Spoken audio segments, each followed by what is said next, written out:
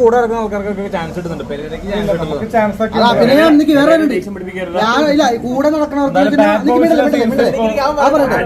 വേറെ കാര്യം പറയാം. അഭിനയം എന്താണെന്ന് പഠിച്ചിറങ്ങിയതാണ് ഞാൻ. അപ്പൊ എനിക്ക് നല്ല വേഷം കിട്ടിയിട്ടുണ്ട്. വരുമല്ല ഈ മാസം